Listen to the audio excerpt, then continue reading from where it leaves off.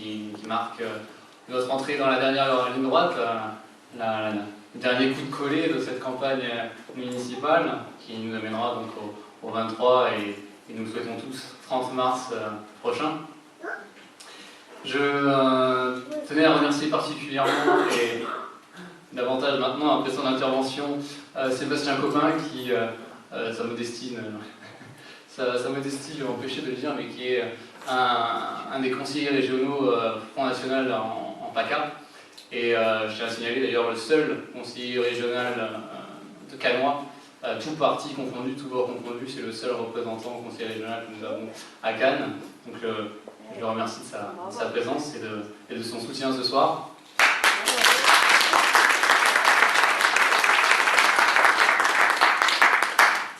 Nous avons un autre invité de marque, si je puis dire, en la personne de Cédric Emasso, qui est l'un des candidats Front National à ces élections municipales, un de ces jeunes candidats aux élections municipales dont on entend tant parler, et qui est donc notre candidat sur Mandelieu-la-Napoule.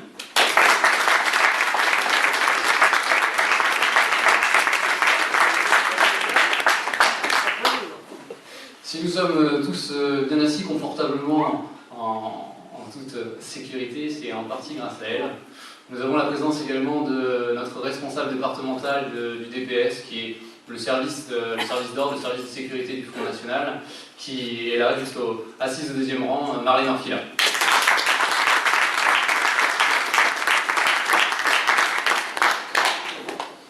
Et enfin, sans eux, tout ceci ne serait pas possible, et je n'en serais pas là sans leur aide précieuse. Mes colistiers attablés ici, que je vais vous présenter dans l'ordre. Deuxième de liste, Madame Elisabeth Diaz-Taousson.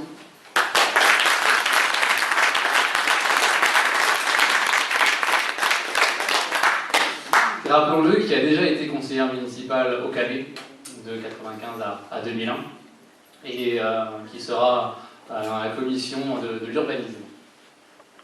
Ensuite, troisième sur la liste, on va procéder par ordre et par parité, on va suivre la loi. Vous nous pardonnerez pour cet écart de galanterie. Éric Ravasco, mon troisième de liste.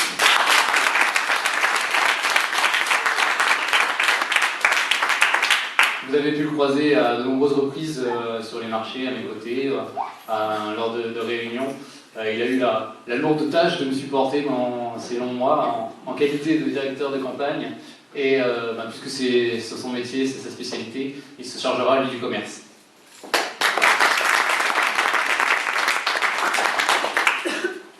Une militante de la première heure, si je puis dire, quatrième sur la liste, notre responsable de militantisme, Liliane Marcas.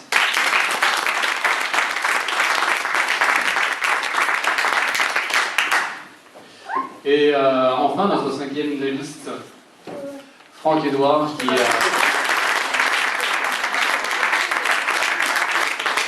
Franck-Édouard Gabert, qui se charge principalement de tout ce qui est numérique, informatique, nouvelles technologies, communication, et qui donc du coup s'occupera lui de la partie communication de notre mandat.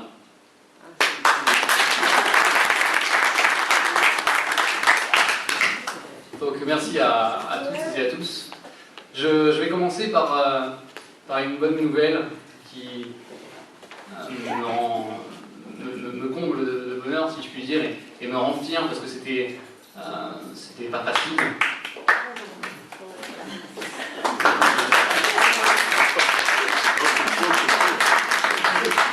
Merci en tout cas. Arrivé légèrement tardive, nous avons le plaisir d'accueillir Jean-Marc Medulani, notre candidat sur Grasse.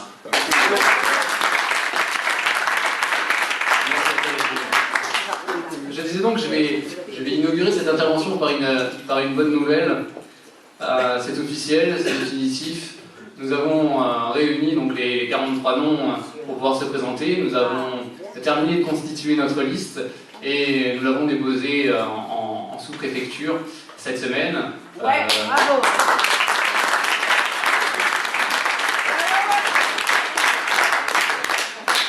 On a même eu donc assez rapidement et j'en suis ravi. Le récépissé définitif, enfin tout est en ordre, c'est bon, maintenant plus rien ne nous empêchera de nous présenter. Très bien.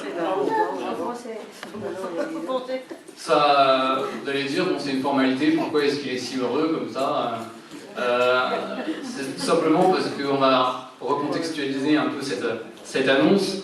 Et nous avons un cas particulier au Canet, c'est que nous n'avons plus présenté de liste, nous n'avons plus été présents aux élections municipales du Canet depuis 1995.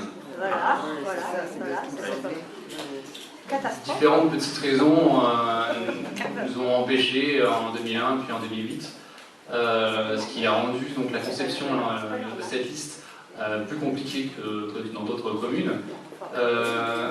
Mais ça y est, donc maintenant elle est constituée et nous allons pouvoir représenter dignement. Bravo!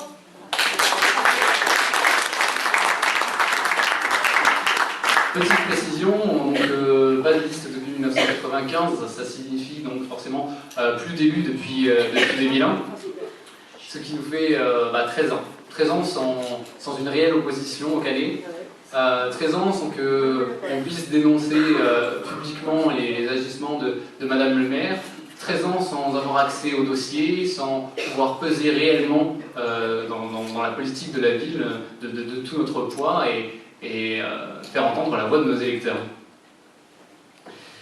Donc je dirais que ce ne serait pas dramatique si on coulait des jours heureux au Canet, s'il faisait bon vivre dans notre commune.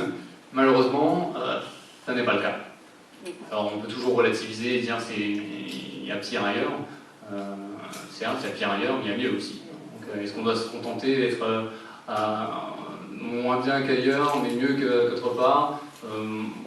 Moi, le sens profond de mon engagement, c'est justement d'œuvrer pour que les Canétanes, les Canétans puissent vivre chaque jour mieux, avoir un meilleur confort de vie, être heureux et fiers de vivre au Canet.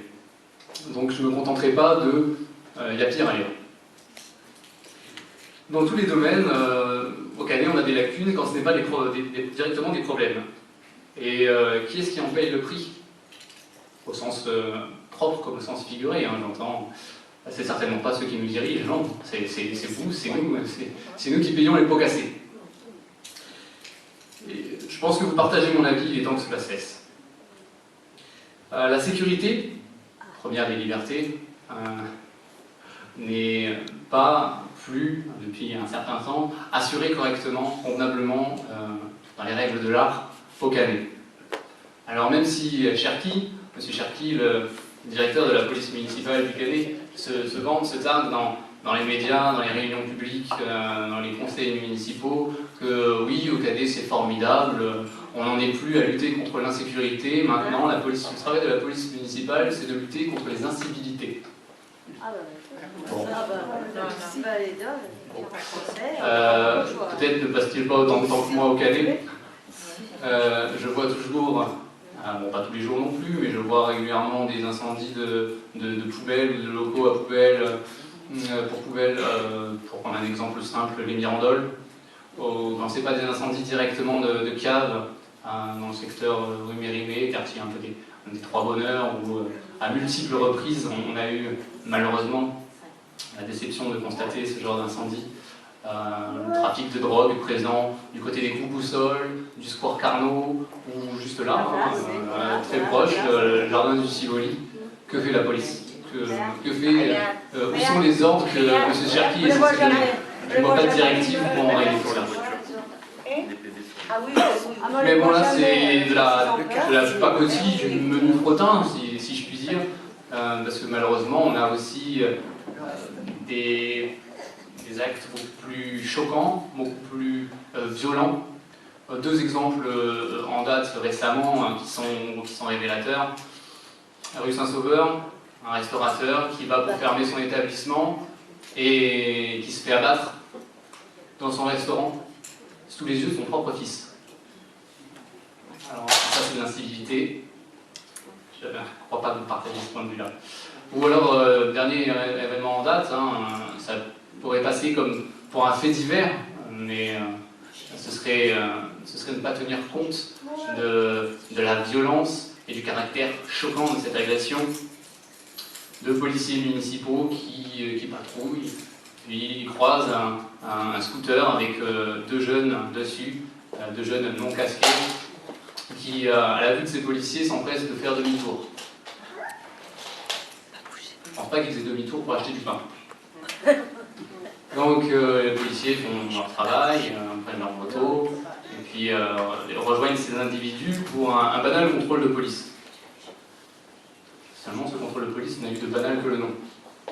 Les jeunes se sont vite énervés et ont agressé avec une violence inouïe ces deux policiers. Les plaquant au sol, leur fracassant la tête contre le sol, heureusement ils avaient gardé leur casque. On était à deux doigts du coup de couteau. C'est une violence inacceptable, surtout dans une ville où le directeur de la police municipale dit que tout est blanc, tout est blanc, tout est propre, tout est beau, et on est juste là pour lutter contre les nuisances sonores ou quelqu'un qui s'est stationné sur un emplacement handicapé. Je crois qu'on est loin de tout ça, et si c'était les seuls problèmes, ben, on s'en sortirait bien, on serait content, et il n'y aurait pas matière aujourd'hui de nous réunir pour en parler. C'est pourquoi je me suis muni de notre Bible. Vous en avez donc lu tous un exemplaire, on l'a distribué assez massivement ces dernières semaines, c'est tout simplement notre programme électoral. Alors différents domaines sont abordés, évidemment, heureusement je dirais même dans ce programme, et puisque nous parlons de sécurité, je me reporte à la partie sécurité, et pour que vous puissiez ne pas verrouiller à double tour toutes vos portes, voilà ce que nous proposons. Au Canet, nous avons un peu moins d'une centaine de caméras de vidéo, ce qu'on appelle la vidéoprotection. Moi, je pense qu'il est plus porteur. Est-ce qu'elle marche? Malheureusement, je n'ai pas accès au... J'en doute, d'autant plus qu'il y a eu pour projet dans le conseil municipal, je ne sais pas si vous connaissez un peu le quartier des Mirandoles, mais il y avait pour projet d'installer une caméra de vidéosurveillance dans chaque hall d'immeuble. Alors je vois pas bien l'intérêt, parce qu'il suffit de mettre un casque, une capuche, une cagoule, ou simplement de monter d'un étage en dehors de la zone de surveillance de la caméra. Donc ne pas engager des frais pour rien et être un peu démagogue, ça ne sert à rien. Donc j'ai toujours préféré, moi, une présence humaine, une présence policière à la caméra de vidéosurveillance. C'est pourquoi je propose d'engager 4 policiers municipaux et 3 ASVP, des agents de surveillance de la voie publique, supplémentaires. À cela, faire quoi? Qu'est-ce qu'ils vont faire? J'en viens justement, parce que l'embauche seule de fonctionnaires supplémentaires ne servirait à rien si nous ne redéfinissons pas avec conviction les priorités de la police municipale. Elle n'est pas de verbaliser l'automobiliste qui est mal garé ou qui n'a pas réglé son stationnement. La présence des policiers est là pour patrouiller, pour maintenir la sécurité, pour faire de la prévention, de la répression, tout simplement pour faire leur travail et non pas pour raqueter les automobilistes. Ensuite, puisque tout ça ne suffit pas, nous proposons la réouverture d'un bureau de police municipale au Mirandol, là où il y en avait un, en bas de la tour A pour ceux qui connaissent, et qui a été fermé pour des raisons que j'ignore, de non-sens, absurde. Et donc nous proposons sa réouverture, et cela va de soi, 24 heures sur 24. Mise en place, comme dans certaines communes voisines, mise en place d'un service d'un système de voisins vigilants pour lutter contre les cambriolages qui se multiplient dans tous les quartiers, sauf les quartiers les plus défavorisés, cela va de soi. Et nous étendrons ce système aux violences conjugales. Parce que là, dans beaucoup de communes, et particulièrement au Canet, c'est là que le bas blesse. Malheureusement, peu de choses sont faites pour sensibiliser, pour faire de la prévention, pour lutter contre ces violences conjugales, contre ces femmes, parfois aussi ces hommes qui se font maltraiter, violenter par leurs concubins et qui se réfugient dans la loi du silence. Donc nous allons sensibiliser les gens à ce problème, nous allons adapter le système de voisins vigilants sur ce sujet, et nous allons ajouter à cela des cours de self-défense pour les femmes qui seront prodigués par les agents de la police municipale. Voilà en gros les grandes lignes en matière de sécurité que nous nous engageons à mettre en œuvre si, ma foi, vous nous accordez vos suffrages et votre confiance. Autre petit problème qui est bien moindre, genre vous en conviendrez, que les problèmes d'insécurité auxquels nous devons faire face sont nos rues. Nos rues qui sont de plus en plus sales, de moins en moins entretenues, de moins en moins nettoyées, ou de moins en moins souvent du moins. Sauf en période électorale, ça va de soi, où là vous pouvez limite manger par terre. Et nous sommes absolument contre, farouchement opposés de cette gestion de la ville selon le calendrier électoral. Nous ne sommes pas là pour œuvrer pour les cas des temps à l'approche des élections législatives, à l'approche des élections municipales, pour se faire bien voir, pour redorer notre fameuse cote de popularité. Non, nous pensons qu'un maire et son équipe doivent être présents tous les jours, au quotidien, voire omniprésents dans sa commune, pour œuvrer pour l'ensemble des citoyens. C'est pourquoi, de même que nous allons donc redéfinir les priorités de la police municipale, nous allons revoir efficacement le système d'entretien, de nettoyage de la forêt. Le dimanche, par exemple, il est extrêmement difficile, voire impossible, d'obtenir le déplacement d'un véhicule.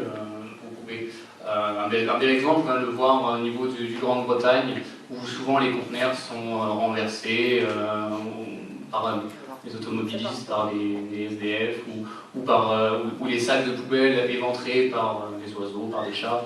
Et bref, le résultat est toujours le même, des amoncellements de détritus sur le trottoir, sur la chaussée, dans le caniveau. Et le dimanche, rien n'est fait. Donc il y aura la création d'une réelle astreinte, d'un réel service de patrouille, de nettoyage le dimanche.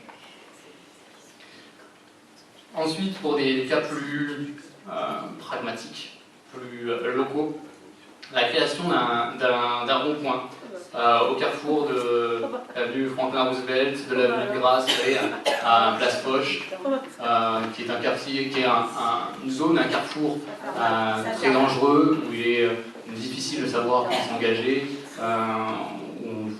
disons-le clairement, c'est n'importe quoi, et où rien n'est fait simplement parce que voilà, ce carrefour se situe à cheval entre Cannes et Canet. Madame le maire ne veut pas payer pour les canois, etc.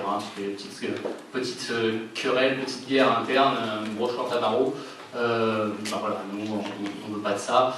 Ça ne doit pas rentrer en ligne de compte, ce qui doit primer, et notre attention doit être focalisée sur l'intérêt des Canetans pour notre part, mais des concitoyens de manière générale, et penser à la sécurité en installant donc ce carrefour à rond-point.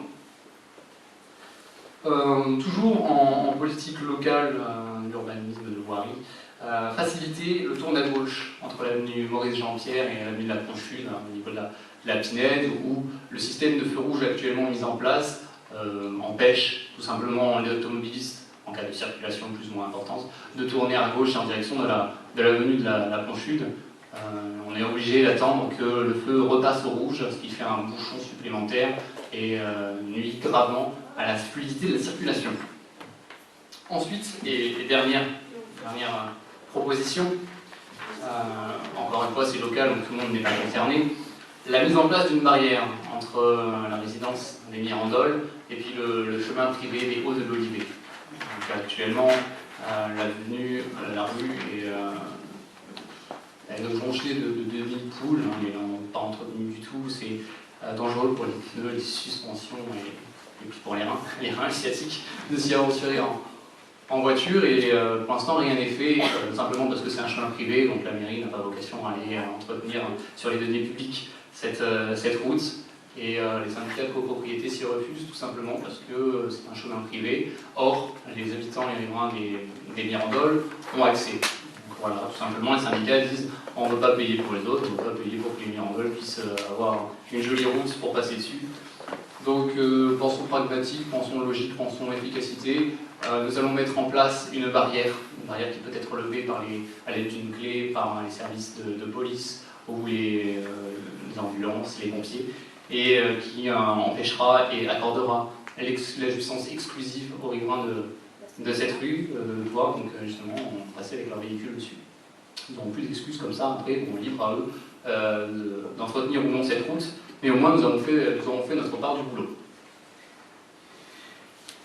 Il n'y a pas que les rues dont il fallait s'occuper. Le problème de stationnement aussi est à prendre à bras-le-corps. vous avez pu le constater en venant ici, il y a de moins en moins de places de stationnement et peu, voire plus du tout, de places de stationnement gratuites. Donc nous avons pensé, nous avons réfléchi à ce problème et nous avons nous avons donc décidé de mettre en place, de proposer du moins tout un tas de petites propositions, de petites actions simples, un peu onéreuses, mais ô combien efficaces. Tout simplement, puisque ça a fait débat il y a quelques semaines, et j'avais proposé cette solution avant de me faire renvoyer dans les cordes par M. Cherki sur des dénonciations, enfin, sur des mensonges. On m'a dit que ce n'était pas possible, alors que c'est tout à fait faisable. Je propose la gratuité du stationnement sur les parkings non couverts, de type Val d'Azur, par exemple, Jean Giono. La gratuité du stationnement pour les riverains alentours, donc on définira un rayon, on peut dire par exemple 100 mètres à la ronde. Enfin, après en commission, nous fixerons une zone géographique précise. Une gratuité donc, pour le stationnement pour les riverains, simplement par la mise en place d'un macaron. Un macaron qui sera valable pour 15 jours et qui vous permettra de stationner gratuitement sans vous faire verbaliser avec ce macaron pendant 15 jours. Et l'octroi de ce macaron se fera tous les mois. Donc tous les mois, vous recevrez 2 macarons, chacun sera valable 15 jours. Et contrairement à ce que M. Cherki prétend, c'est tout à fait légal, il n'y a pas de discrimination, on a tout à fait le droit de faire ça. Ensuite, encourager la mise en place de stationnement d'emplacement pour les véhicules électriques qui sont absents dans notre commune, peu présents dans de nombreuses communes. Pourtant, il va falloir tendre vers la diminution de l'utilisation des énergies fossiles, et donc du pétrole, de l'essence. Et je ne dis pas qu'il y aura des parkings de stationnement pour véhicules électriques, mais nous allons encourager, faciliter cette mise en place de ces stationnements. Et enfin, c'est bon pour le portefeuille, sitôt le décret mis en application, le maire aura la possibilité de décider lui-même du montant de l'amende pour stationnement impayé ou dépassé, qui est actuellement de 17 €. Et donc proposons de revenir à ce qu'elle était il y a peu, à 11 €. Je l'ai dit, je le répète, nous ne sommes pas là pour inquiéter les automobilistes.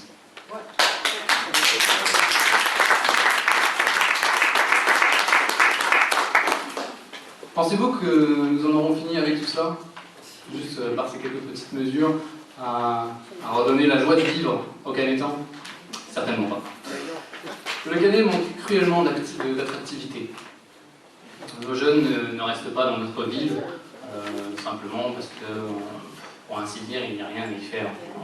On manque cruellement, je le dis, d'attractivité, de moyens, d'événements, de structures pour attirer et conserver cette manière de travail, de joie de vivre que peuvent représenter la jeunesse.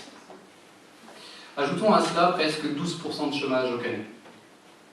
Les commerces en berne, les commerçants ferment à tour de bras. Vous avez qu'à vous aller faire un petit tour du côté de l'avenue Franklin-Roosevelt, les commerçants qui ces dernières années se sont succédés juste sur ces 3 secteurs.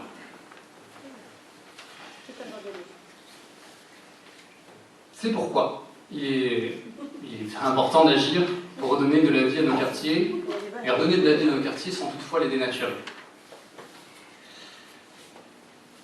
Donc nous avons plusieurs petites propositions que vous pouvez retrouver sous différents volets, jeunes, emploi, j'ai mixé un peu les deux, puisque l'un concourt à favoriser l'autre. Pour les jeunes, je propose la campagne de financement de leur permis de conduire, sous certaines conditions. Et je pense que cette idée ne doit pas être mauvaise, puisque 10 jours après la publication de cette proposition, dans une commune voisine, c'est M. Lisnard qui s'est empressé de la récupérer.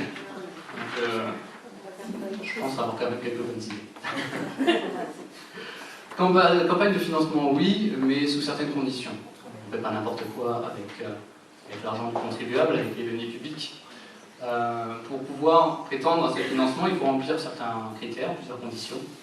Avoir moins de 25 ans, pouvoir justifier donc, de sa résidence au Canet, avoir un casier judiciaire vierge, être étudiant ou en recherche active d'emploi, il va falloir le prouver notamment par le biais du Pôle emploi, ou alors être salarié, mais être salarié au SMIC. Ensuite, parce que malheureusement rien n'est gratuit, il faudra accepter, le nombre restera à définir encore une fois en commission, mais ce sera de l'ordre d'une centaine d'heures de travaux d'intérêt général.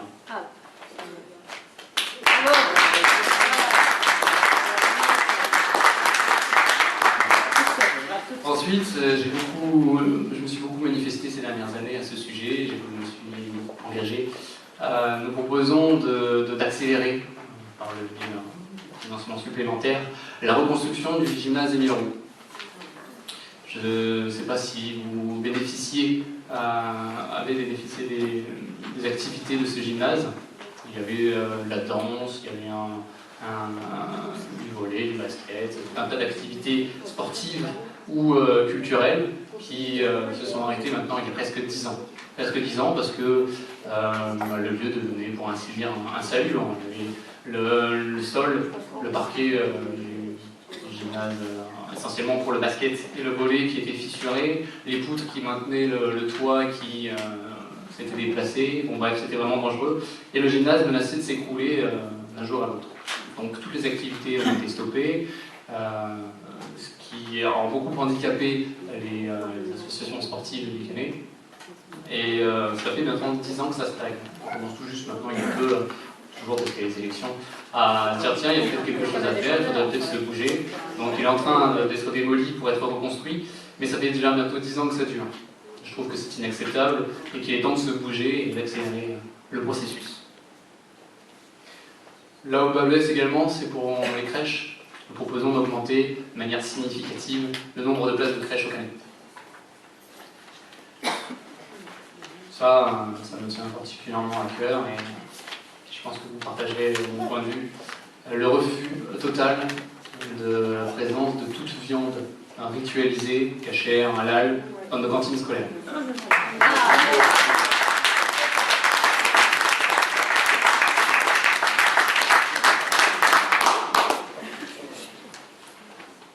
Ensuite, je propose la création, elle existait déjà, mais on va développer le concept, puisqu'il a été laissé à l'abandon, d'un week-end porte ouverte sportif et culturel sur le plateau Bonnard, qui sera entièrement gratuit, puisque ce sera, comme c'était le cas il y a un peu plus de 10 ans maintenant, en partenariat avec les associations du Canet, et où les Canetans et autres, de tout âge, pourront venir s'essayer aux joies de la boxe, du tir à l'arc, du kart, des échecs, des dames, du bridge, de la belote, du basket, du volley, du trampoline. Enfin, on avait bon nombre d'activités intellectuelles, culturelles et sportives sur le plateau Bonnard sur l'espace d'une journée. Nous proposons de réinstaurer cela, mais sur l'espace d'un week-end.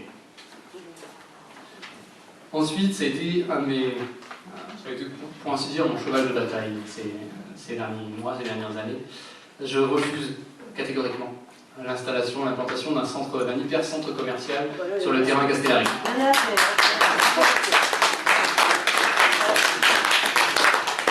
Je ne vais pas revenir une nouvelle fois sur tous les inconvénients et dommages que cela représenterait pour la ville, mais à la volée comme ça, nuisances sonores, pollution, impossibilité de circuler puisque la voirie n'est pas adaptée à une circulation de 25 000 véhicules par jour, augmentation significative de la délinquance. On ne voit pas l'idée qu'un centre commercial est plus attractif, plus alléchant pour un délinquant qu'une pépinière. J'ai jamais vu quelqu'un aller voler du mimosa ou un sapin. Donc à la volée comme ça, c'est certains des avantages et inconvénients, outre la mort des petits commerçants de proximité, les commerces de proximité de la DAC des mimosas ou des boutons d'or. Ces centres commerciaux offrent peu d'avantages comparés aux inconvénients que cela représente. Pour redynamiser l'activité commerciale, c'est ce que je disais tout à l'heure, principalement de la ville Franklin-Roosevelt, c'est la rue Saint-Sauveur et la DAC des mimosas. Je ne vais pas rentrer dans les détails, mais pour expliquer un peu la teneur du projet, c'est simplement de délocaliser, de déplacer certains certains services municipaux de la ville, par exemple l'état civil dans cette rue-là, pour favoriser le passage, pour créer une réelle vie dans ces quartiers, l'implantation, le choix de certains commerces, commerces de tous les jours, hein, épicerie, boulangerie, tabac, animation, création d'animations spécifiques, telles qu'on peut le voir déjà, par exemple la fête du chocolat sur Saint-Sauveur, enfin tout un tas de petites mesures qui ne coûteront pour ainsi dire rien à la ville, mais qui permettront de redynamiser, de redonner de la vie, du cœur, de redonner une âme, de l'authenticité à ces rues qui sont laissées à l'abandon, et qui, de fil en aiguille, forcément, effet boule de neige, redynamiseront le commerce de ces secteurs. Ensuite, et parce que je me suis battu il y a quelques années sur différents sujets, sur différents dossiers à ce niveau-là, le contrôle des nuisances occasionnées par certaines industries, notamment celles jouxtant des quartiers résidentiels, tels que l'Olivier Cagnéopole ou alors Notre-Dame-des-Anges et la menuiserie. Donc un véritable contrôle des nuisances de ces industries, que ce soit des nuisances sonores, de pollution, de contrôle des fumées qui peuvent être dégagées par ces entreprises. Et si, il ne faut pas faire n'importe quoi, je répète, avec les deniers publics, si les finances de la ville le permettent, alors les aider, financièrement parlant, par le biais de subventions, à se mettre aux normes, parce que le but n'est pas non plus de tuer nos industries. Et j'en termine donc avec cette partie-là sur la gratuité des titres de transport pour les jeunes étudiants qui seraient de futurs créateurs d'emplois, créateurs d'entreprises sur le Canet. Donc là encore, il y a tout un processus, tout un protocole, un dossier de partenariat qui sera engagé avec ces jeunes-là, et ils pourront aller étudier, ils pourront aller étudier gratuitement, par le biais du train et du transport. Ils pourront se déplacer gratuitement dans leur démarche pour favoriser la création d'emplois au Canet. Alors vous me direz, tout cela, ça constitue déjà un bien joli programme. Pourtant, fort heureusement, ce n'est pas tout. Il y a un autre sujet épineux dont il faut s'occuper à bras-le-corps, il faut prendre le taureau par les cornes, puisque un mal silencieux ronge notre commune. J'entends par là, je fais référence à un respect scrupuleux de la loi, ou du moins de certaines d'entre elles, un respect qui devient une arme perverse contre l'opposition. Et je n'ai pas peur de le dire, qui nous rapproche dangereusement du totalitarisme. Je fais référence